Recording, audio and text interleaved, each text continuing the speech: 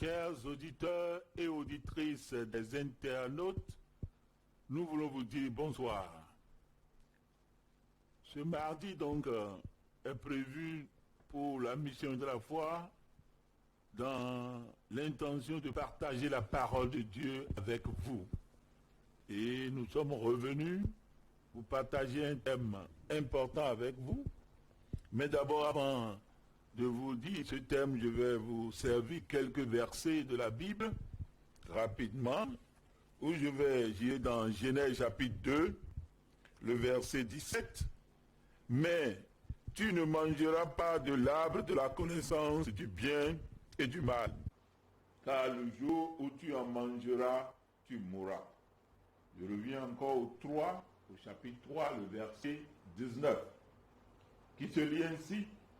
C'est à la sueur de ton visage que tu mangeras du pain, jusqu'à ce que tu retournes dans la terre, d'où tu as été pris, car tu es poussière et tu retourneras dans la poussière. Je vais vous servir aussi un verset du Nouveau Testament que je trouve dans 1 Corinthiens, chapitre 15, déjà le verset 53. Car il faut que ce corps corruptible revête l'incorruptibilité et que ce corps mortel revête l'immortalité. Lorsque ce corps corruptible aura revêtu l'immortalité et que ce corps mortel aura revêtu l'immortalité, alors s'accomplira la parole qui est écrite. La mort a été engloutie dans la victoire. Ô mort, où est ta victoire? Ô mort, où est ton aiguillon? L'aiguillon de la mort, c'est le péché. Et la puissance du péché, c'est la loi. Le 57, mais grâce soit rendue à Dieu qui nous donne la victoire par notre Seigneur Jésus-Christ. Que Dieu bénisse sa parole.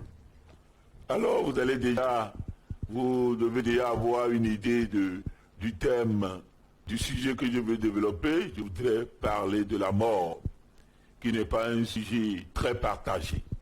Mais en ce moment, je voudrais partager ce thème avec vous, et plus précisément, rester dans un thème qui dit démystifier la mort. Démystifier la mort. Ce qui veut dire tout simplement ne plus avoir peur de la mort. Lever le voile qui est d'habitude sur ce sujet qui n'est pas trop partagé et qui amène des fois la touille, qui amène des fois la peur. Je voudrais que ce sujet soit démystifié dans vos vies. Alors rapidement, j'ai 5 objectifs ici à partager avec vous, avant de vous amener dans une prière et de rentrer dans le vif du sujet. Donc, mon objectif en partageant ce sujet avec vous, c'est quoi d'abord? Premièrement, démontrer le plan de Dieu sur la mort. Le plan de Dieu sur la mort. Ce que Dieu entend par la mort et comment Dieu nous explique, comment Dieu nous promet que la mort sera effacée. 2. Vivre longtemps et être rassasié du jour. Pourquoi pas? Vivre longtemps et être rassasié de jour. 3. Rester dans les perspectives de la victoire de Jésus-Christ sur la mort. Elle fait partie de l'évangile. Et si vous voulez vraiment partager l'évangile, saisir l'évangile de Jésus-Christ, l'œuvre de Jésus-Christ. Jésus-Christ est mort. Pourquoi? C'est tout simplement nous donner la victoire sur la mort. Et je voudrais donc partager cette victoire avec vous. 4. Mourir dignement. Pourquoi pas? Avoir une mort paisible. Je le souhaite à tous mes auditeurs. En donnant rapidement l'exemple de David, par exemple, qui est un homme de guerre. Mais il a fini sur son lit. Il est mort sur son lit. Il n'est pas mort au cours des batailles, de plusieurs batailles qu'il a conquis dans sa vie. Donc, cinquièmement et dernièrement, ne pas tomber dans les séductions des esprits de la mort. Les séductions des esprits de la mort. Aujourd'hui, cela est en vogue et nous avons des enseignements, aussi des connaissances qui ne sont pas debout, qui ne sont pas clarifiées. Cet enseignement va vous aider à comprendre tout cela. Merci parce que vous êtes à l'écoute. Et si on peut prier le Seigneur, dans le nom de Jésus, Dieu des cieux, je rends grâce à ton nom pour ce moment que nous voulons partager avec tes enfants qui sont à la maison, peut-être encore dans leur lieu de service, ou bien quelque part avec leur portable en train de nous suivre. Dieu Tout-Puissant, reste avec nous et parle à ton Église, et parle à tous ceux qui seront communiqués, qui sont branchés à l'instant là même, pour que la parole puisse accomplir son œuvre dans leur vie. Dans le nom de Jésus. Amen. Déjà comme introduction, je voudrais vous dire donc que le voile doit être levé sur le sujet de la mort. Et c'est en cela où je vous dis que la mort doit être démystifiée. Puisque nous avons compris aussi que dans la vie, il y a beaucoup de sujets qui ont des intérêts communs. Et on peut le dire aujourd'hui, la vie, elle est très très importante. Et chacun est dans ses courses, peut-être pour réussir sa vie. Pourquoi pas tout le monde s'entretient, tout le monde est autour de quelque chose nécessairement pour réussir sa vie. Nous avons vu aussi que la nature aussi a des intérêts communs, que les écologistes, par exemple, veillent toujours à ce qu'il y ait de l'eau propre, à ce que nos environnements soient propres, tout cela. On travaille nécessairement au sujet de la vie. Mais pourquoi ne pas penser aussi à la mort? La mort est un sujet, des fois tabou chez certains, mais je vais vous dire que beaucoup l'ont mystifié. Et mystifier la mort, c'est s'enliser encore davantage dans ce sujet-là. Donc, c'est livrer quelqu'un à la mort. Et Jésus dit, vous connaîtrez la vérité, et la vérité vous affranchira. Donc cet enseignement voudrait amener les hommes à démystifier le sujet de la mort, ce qui veut dire à comprendre et à saisir réellement ce sujet. Donc avec les Saintes Écritures, cherchons donc à démystifier le sujet de la mort tout en répondant aux questions suivantes. Voilà, nous allons vous proposer certaines questions que nous allons partager ensemble en ce moment que nous sommes en train de passer. Donc, voilà, on aura comme question, qu'est-ce que la mort? Et qu'est-ce que le séjour des morts? Qu'est-ce que la mort? Et qu'est-ce que le séjour des morts? En grand 2, je vais développer pourquoi la mort? Les morts sont-ils réellement morts? Ça peut revenir en un troisième point. Tous mourront-ils? Quand? Où et comment mourir? La mort est-elle vaincue? Oui, on va répondre à ces questions par exemple. Je continue en vous disant, y a-t-il une vie après la mort? Oui, c'est des questions que nous cherchons. C'est des questions qui sont dans nos cœurs, mais on ne prend pas un peu de temps pour dire, mais on va fouiller, on va vraiment revenir à ça. On va pouvoir régler ce problème-là dans nos cœurs, se fixer, trouver des réponses justes. Les Écritures sont là pour nous aider. Ça, je peux vous l'assurer. Les morts reviendront-ils à la vie? Oui, c'est des questions qu'on doit se poser. Et qu'est-ce que l'immortalité? Et qu'est-ce que la résurrection des morts? Qu'est-ce que l'éternité? Donc, mes amis, mes auditeurs, voilà les questions que nous allons partager avec vous en cette séance. Merci pour ceux qui sont connectés. Merci pour ceux qui sont en direct. Voilà, donc je reviens à la première question. À la première question qui dit, qu'est-ce que la mort? Et qu'est-ce que le séjour des morts? Là, je vais partager encore un verset avec vous dans Apocalypse. Apocalypse 1, verset 17 à 18. Là, cela se lit ainsi. Quand je le vis, je tombais à ses pieds comme mort. Il posa sur moi sa main droite en disant, ne crains point, je suis le premier et le dernier et le vivant.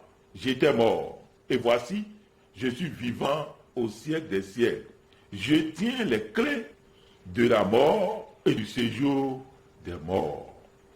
Donc, quelque part, déjà, nous devons chercher à comprendre qu'est-ce que la mort. Tout simplement, moi j'avais cru que la mort, il y avait certainement un ange derrière, ou bien quelqu'un que Dieu a responsabilité, quelqu'un que Dieu a responsabilisé, excusez, pour nous parler, peut-être pour conduire ce qu'on entend par la mort, ou bien ce qu'on entend par le séjour des morts. Non. La mort, si on veut vraiment s'en tenir à ça et chercher à travers les Écritures, j'ai compris que la mort, par définition, est la cessation de la vie physique et de la séparation éternelle de l'âme de son Créateur. Il est ainsi question de la mort physique, de la mort spirituelle et de la mort éternelle. Donc, quelque part, ce n'est pas un ange qui est derrière cela. Et puisque aujourd'hui, on peut dire, mais qui on va condamner dans tout ça là? Surtout les milliers de morts que nous vivons sur nos écrans aujourd'hui. Ces difficultés que nous vivons avec cette pandémie du siècle, qui est sans précédent. On n'en a pas trouvé. On n'en a pas vécu. C'est un moment terrible pour nous. Mais il faut comprendre ce qu'on n'entend pas la mort. La mort, réellement, c'est la cessation de la vie. Quand la vie quitte le corps, on dit que ce corps-là est mort. Et au-delà de ça, ce qui a quitté l'homme, l'esprit, retourne à Dieu. Et l'âme, elle a gardé où? Au séjour des morts. Au séjour des morts, vous allez, dans d'autres versets, par exemple, on dit, vous allez voir, je vais vous lire aussi un verset dans Apocalypse 6, verset 8. Je regardais, voici parut un cheval d'une couleur pâle. Celui qui le montait se nommait la mort. Et le séjour des morts l'accompagnait. Vous allez voir que quand on parle de la mort, le séjour des morts l'accompagne. Ce qui veut dire que c'est comme un service de la voirie. Ou quand, à la mairie par exemple, qu'est-ce qui se passe? Vous allez voir quand il y a un mort, la voirie doit s'occuper du corps et rapidement le travail est fait. Et ainsi chez Dieu aussi, c'est la même chose. Quand il y a cessation de la vie là, il y a l'âme qui est rangée rapidement. À qui? Le séjour de mort se met en action. C'est là peut-être qu'on va supposer qu'il y a quelqu'un qui est responsable de ça. Mais quand on va voir l'idée de la cessation de la vie, qu'en est-il? Quelle est la cause? À qui on peut incriminer dans tout ça? N'oubliez pas, lorsque Dieu avait déjà donné dans Genèse chapitre 2, le verset 17, le jour où tu en mangeras, tu mourras. Donc, celui qu'on doit accuser dans tout ça là, c'est la désobéissance. Et ensuite qui? Le péché. Ce que Dieu a défendu, nous les hommes, nous sommes enclins. Nous sommes tentés chaque fois d'aller vers ce que Dieu a dit. Non, ne le faites pas. Et en désobéissant, nous accédons à la mort. Par le péché. Le péché, c'est quoi? Le péché, tout simplement, c'est la transgression de la loi. Tout ce que Dieu défend, les hommes sont tentés d'aller là-bas. Donc, quelque part, la mort est-elle responsable de la cessation de la vie? Non, ce n'est pas la mort. La mort, je m'en vais encore définir cela pour dire que c'est un fait. C'est un événement qui peut survenir à tout moment. Et quand ça survient, on veut accuser quelqu'un. La mort, pas du tout. Un ange, pas du tout. Celui que nous allons accuser, je crois, c'est le péché. Donc, voilà ce que Dieu dit. Voici toutes les âmes sont à moi. L'âme du Fils comme l'âme du Père. L'une et l'autre sont à moi. L'âme qui pêche, c'est celle qui mourra. Ézéchiel nous avait déjà averti. Ézéchiel 4, verset 18. Il veut encore enchérir en disant dans le verset, mais la mort et la vie. Non, ça c'est Proverbe qui le dit aussi. Là, ou encore vous aider à aller vers celui qu'on peut accuser, par exemple, notre langue, par exemple. La mort et la vie sont au pouvoir de la langue. Quiconque l'aime en mangera les fruits. Une parole qui sortira peut-être de ta bouche peut causer ta mort. Une parole qui est sortie de la bouche d'une femme, par exemple, peut disons, malmener son foyer, détruire son foyer, voilà le mot. La parole seulement, notre langue là, elle est aussi là pour nous tuer. C'est pourquoi nous devons contrôler nos paroles, contrôler nos vies, éviter le péché au maximum. Et sachant que Dieu aussi est en train de travailler pour que la mort soit totalement vaincue. Donc dans cette définition, je voudrais déjà vous dire que la mort c'est la cessation de la vie. La mort elle-même c'est un fait, c'est un événement qui peut survenir à tout moment. Et aujourd'hui on va dire ici, quelqu'un va dire si je peux saisir la mort, le jour là, je vais pouvoir l'éliminer. Non, on n'a pas ce pouvoir de le faire, on n'a pas cette force. On n'a pas cette force parce que ce qui est en dessous, c'est quoi? Car le salaire du péché, c'est quoi? C'est la mort. Mais le don gratuit de Dieu, c'est la vie éternelle en Jésus-Christ, notre Seigneur. Dans Romains 6, verset 23. Donc, alors là, je voudrais aussi, en un petit deux dans ma définition, vous parler du jour de la mort. Vous allez constater que dans Ecclésiaste 8, verset 8, l'homme n'est pas maître de son souffle pour pouvoir le retenir. Et il n'a aucune puissance sur le jour de la mort. Il n'y a point de délivrance dans ce combat. Et la méchanceté ne saurait sauver les méchants. Le jour de la mort. Alors, je suis revenu à vous dire, là j'ai compris que Dieu a prévu pour tous les hommes, pour chaque homme sur cette terre, un jour appelé le jour de la mort. Et quand j'ai parcouru la Bible, le jour de sa mort, le jour de ta mort, ce qui veut dire qu'il y a un jour qui est prévu pour chaque homme. Et en ce jour, pour ce jour, qu'est-ce que tu dois connaître là, exactement? Ce jour d'abord nous est inconnu. Personne ne connaît ce jour. Pour nous amener à nous consacrer, à nous confier à Dieu. Nous ne savons même pas l'heure, le moment, l'année. Tu ne sais pas le moment où tu mourras. Le jour où tu en sauras, c'est que tu as programmé ta mort. Et du moment où tu as programmé ta mort, on appelle ça un suicide. Tu t'es suicidé. Et là, c'est quoi? C'est toi qui es le responsable de la mort. Tu as tué en ce moment. Et du moment où tu as tué, ça fait partie des lois. Ça fait partie de la transgression de la loi. Tu ne tueras pas. Et si tu te tues toi-même, parce que tu es fatigué de la vie. Non, tu es fatigué de la vie parce que tu ne te confies pas à Dieu. Viens à Dieu et tu verras le plan de Dieu pour toi. Ce n'est pas pour la mort que Dieu t'a créé. Dieu t'a créé pour la vie. Grâce soit rendue à notre Seigneur Jésus-Christ. Dans Romains 6, 23. Le salaire du péché, c'est la mort. Mais le don gratuit de Dieu, c'est quoi? C'est la vie éternelle en Jésus-Christ. Donc, mon ami, si tu es venu à Jésus, si tu viens à Jésus, Jésus déjà te promet la vie, une vie éternelle. Et déjà sur cette terre, tu dois avoir cette confiance. Tu n'as pas le droit de te tuer, de se tuer soi-même. Jamais. Ça là. Et c'est pas quel moyen. Peut-être que pour toi, tu dis non, je suis fatigué de la vie, voilà ce que je vais faire de ma vie. Je peux gérer ma vie comme je veux, non. Du moment où tu gères aussi ta vie n'importe comment là, Dieu ne serait pas content de toi. Dieu ne voudrait pas que tu gaspilles ta vie. Tu dois prendre soin de ta vie et vivre longtemps. Dans le psaume 118, verset 10, dit, le psaume l'a dit, je ne mourrai pas, je vivrai pour raconter la gloire de Dieu. Le temps de Dieu est là pour toi. La bénédiction de Dieu est là pour toi. Mais c'est en Dieu que tu trouveras tout cela. C'est pourquoi, comme par un seul homme, le péché est entré dans le monde, et par le péché, la mort. Je le répète, celui qui est donc responsable de la mort, c'est le péché. La mort n'est qu'un fait. La mort n'est qu'un événement, simplement. C'est la cessation de la vie.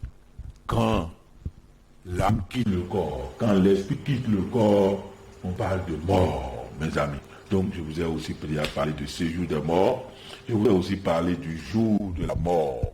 Le jour de la mort, je vais revenir là-dessus dans d'autres débats pour toujours vous expliquer ce qu'on n'entend pas le jour de la mort. Donc quelque part, je voudrais déjà vous rassurer de ce que Jésus-Christ a fait. Jésus-Christ, après avoir goûté la mort, a fini par le dompter. Jésus-Christ, après avoir goûté à la mort. D'ailleurs, c'est pour ça, voilà la mission même de Jésus-Christ.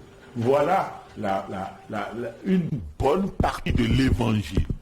Voilà une bonne partie de ce qu'on n'entend pas la bonne nouvelle. La bonne nouvelle, c'est que le Fils de Dieu a goûté à la mort pour que nous ne goûtions plus à la mort. On aura expliqué beaucoup de choses dans ce passage. Donc Jésus-Christ a goûté la mort et vous allez entendre que voilà ce qu'il a fait. Quand je le vis, quand Jean l'a vu dans Apocalypse 1, verset 17 à 18, qu'est-ce qu'il disait de Jésus-Christ, là j'étais mort, je voudrais aussi vous parler un peu de Matthieu 27, verset 50 à 55, pour vous dire les événements. C'est un moment où Jésus a connu la mort. Il y avait eu beaucoup d'événements dont nous ne pouvons pas manquer de partager avec vous. Du moment où Jésus est mort, il est parti au séjour des morts. En ce moment-là, c'est pourquoi? C'est pour aller prendre la clé de la mort et du séjour des morts. Et quand tu es enfant de Dieu, tu as reçu Jésus dans ta vie maintenant, tu ne mourras pas sans la vie de Jésus-Christ. Personne ne peut toucher ta vie. Même la Bible va être claire que nos cheveux même sont comptés. Nos ongles même sont comptés. Ce qui veut dire que c'est Jésus qui détient la clé. Personne ne peut te tuer si Jésus ne donne pas ce consentement. Si ce n'est pas le jour de ta mort. Alors comprenons ces choses et mettons notre confiance dans le Seigneur Jésus. Donc Jésus était mort. Le jour où Jésus mourrait, Jésus a expié, c'est ce qu'a dit la Bible, dans Matthieu 27, verset 50 à 55. Qu'est-ce qui s'était passé? On dit que les morts étaient sortis. Les saints qui étaient morts sont sortis du tombeau. Ce qui veut dire que ce jour-là, on leur a changé de place. Ils étaient composés bien dans l'Ancien Testament. Ils étaient dans le sein d'Abraham.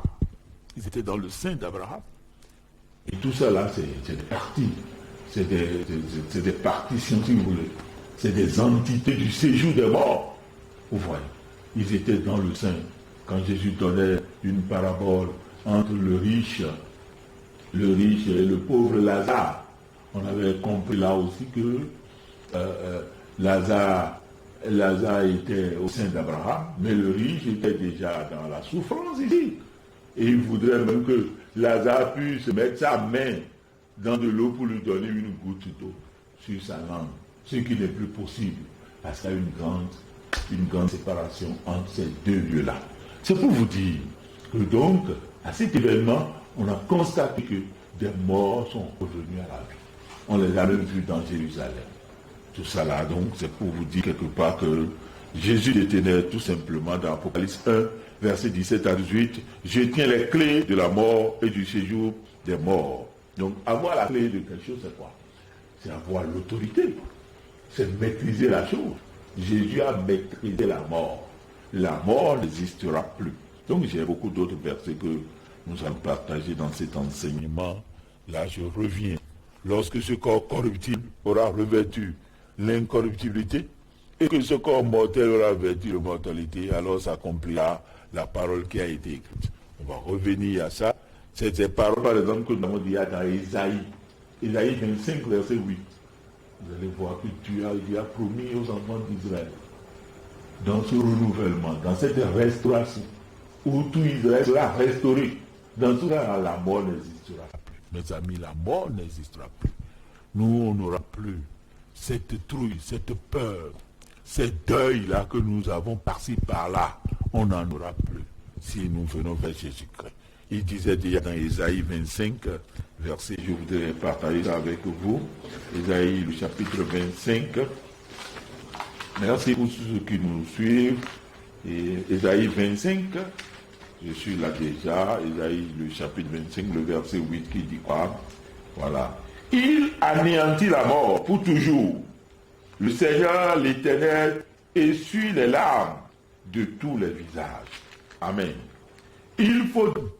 Il fait disparaître de toute la terre l'opprobre de son peuple. Quand on parle de honte, car l'Éternel apparaît. L'Éternel apparaît. Il anéantit la mort. Aujourd'hui, dans Hébreux 2, on va dire à cause de la mort. Là, c'est là où je vais vous parler de la séduction.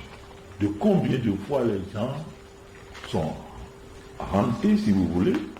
Les gens sont malmenés, séduits, trahis par les faux, par les esprits de la mort aujourd'hui.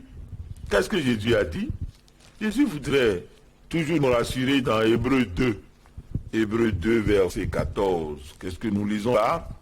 Ainsi donc, puisque les enfants participent au sang et à la chair, il y a également participé lui-même, afin que par la mort, il anéantisse celui qui a la puissance de la mort, c'est-à-dire le diable.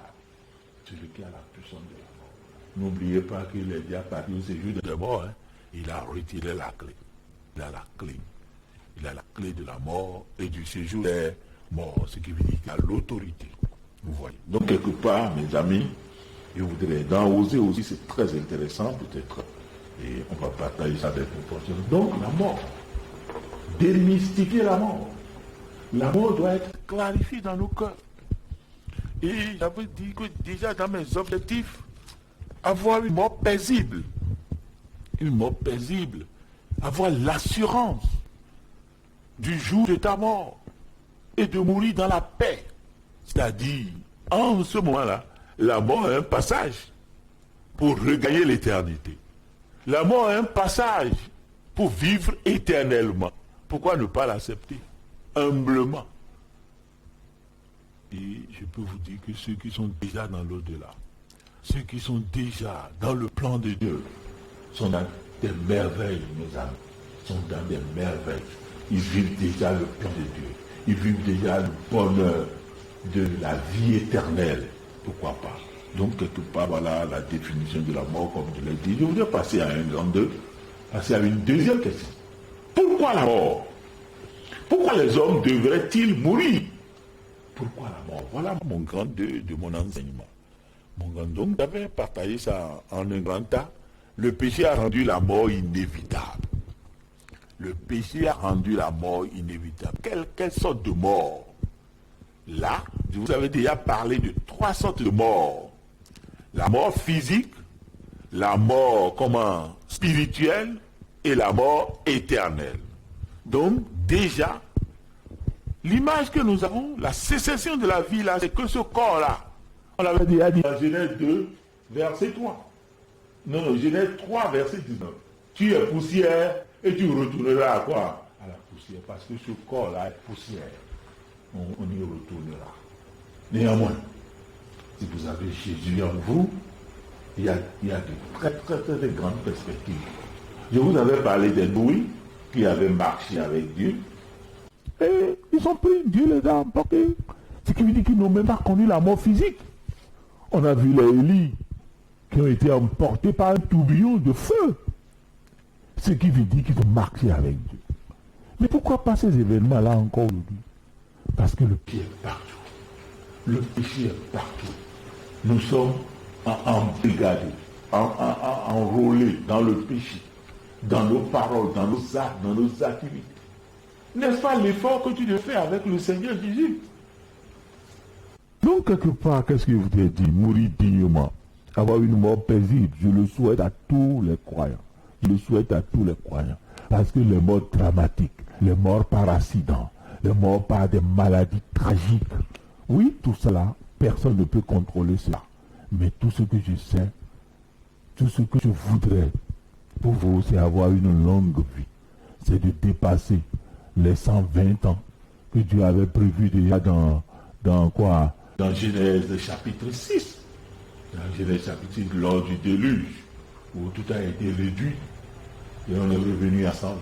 Et dans le psaume 90, on est revenu à combien? À 70. Voilà, mes amis, on peut aller loin. On peut aller loin si nous faisons la volonté de Dieu. Donc, dans ce 32, je vous parlais du péché. Le péché a rendu la mort inévitable, et il y aura un grand B, où dans ce grand B-là, nous allons vous parler rapidement de ce que je vais lire un peu rapide. B, Jésus-Christ rachète les hommes du péché et de la mort. Le péché nous a rendu la mort inévitable. Et ensuite, Jésus-Christ rachète les hommes du péché et de la mort. Donc, quelque part, je reviens en vous parlant de 4 raisons. Il y a 4 raisons ici rapidement que je vais développer avec vous. La première raison pour laquelle, ou bien pour laquelle les hommes devaient mourir, c'est quoi? C'est la sentence du chapitre 2 de Genèse, le 17. Mais tu ne mangeras pas de l'arbre de la connaissance du bien et du mal, car le jour où tu en mangeras, tu mourras. L'homme avait enfreint presque, donc quelqu'un dit, l'homme avait enfreint presque tous les commandements de Dieu, sauf un. Sauf un, soyez féconds, multipliez-vous, remplissez la terre. Ouais. Ça là, les hommes sont toujours à l'œuvre de procréer. Mais le péché, la désobéissance, là, on est trop fort dedans.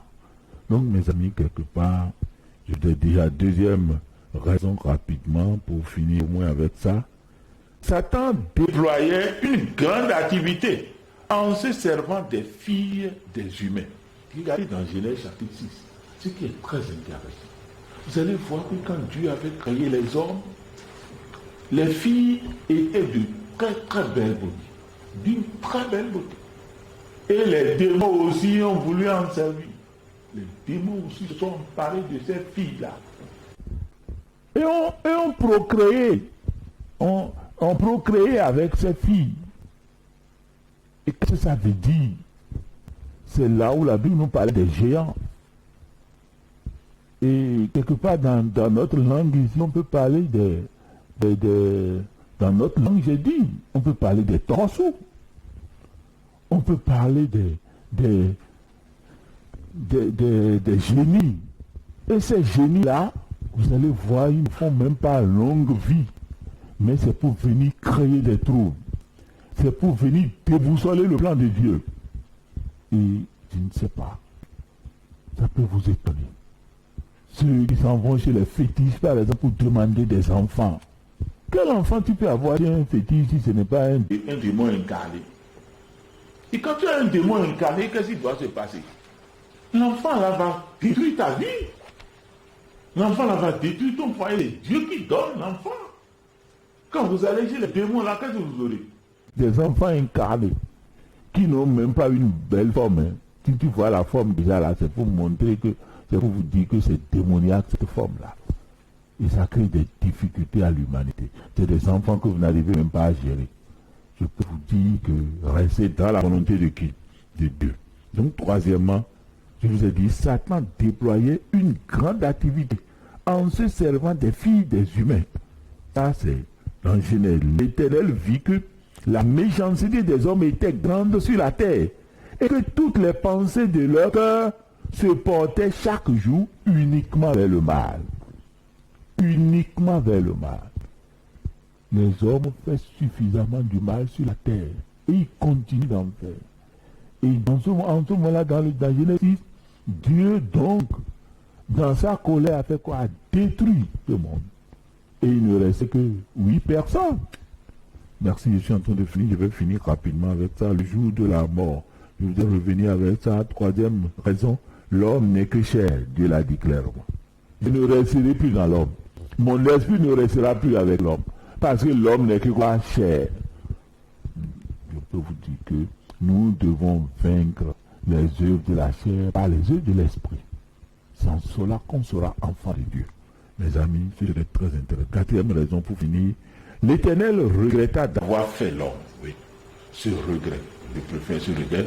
La Bible nous a parlé de repentance. Il s'est repenti d'avoir créé l'homme.